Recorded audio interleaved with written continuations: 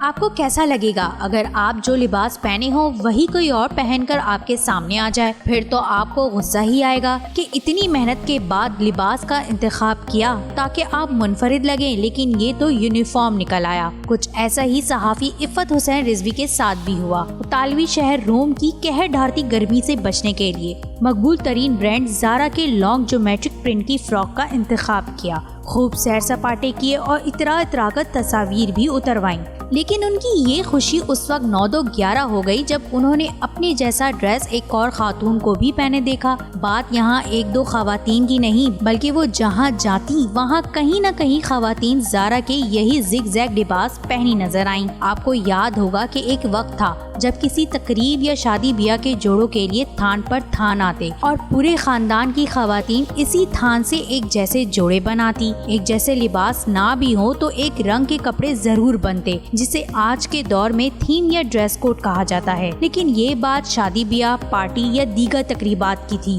عام دنوں میں اپنے جیسا لباس کسی دوسری خاتون کو پہنا دیکھا جائے تو کچھ خواتین حسد اور جلن کا شکار ہو جاتی ہیں تو کچھ تعجب اور حیرانگی کا اظہار کرتی نظر آتی ہیں۔ عفت حسین کیونکہ ایک صحافی ہیں تو تجسس اور تحقیقات تو کرنی تھی، لہٰذا انہوں نے ایک ڈریس کے پیچھے خواتین کی اتنی تعداد دیکھ کر دوسرے روز ڈریس کے پرنٹ کو اسکین کیا، جس پر انہیں ٹیلی گراف میگزین کا ایک آرٹیکل ملا جس میں زارا کے نئے سمر کلیکشن کے زگ زیگ ڈریس کو کلٹ ڈریس قرار دیا گیا۔ کلٹ برین واشنگ اور ذہن کو کسی مخصوص سوچ سے وابستہ کر کے قابو کرنے کا طریقہ ہے۔ کلٹ گروپس کا استعمال عموماً مذہبی اور سیاسی حلقوں میں دیکھا گیا۔ پاکستان میں پی ٹی آئی کے مخالفین اس کے حامیوں کو کلٹ گروپ کہہ کر چھیڑتے بھی رہتے ہیں۔ بہرحال سیاسی اور دوسرے مقاصد کے لیے کلٹ گروپس باقاعدہ منصوبہ بندی کے تحت اپنے جال میں پھنسانے اور قابو کرنے کے لیے بنائے جاتے ہیں، جو آج کے دور میں سیاست کے بعد فیشن برانڈز میں بھی جگہ بنا رہے ہیں۔ صحافی عفت حسین بھی اس کلٹ گروپ کا شکار بنی تھی، لیکن انہوں نے جلد ہی لباس کی واپسی کے بعد اس کلٹ ڈریس سے چھٹکارا پا لیا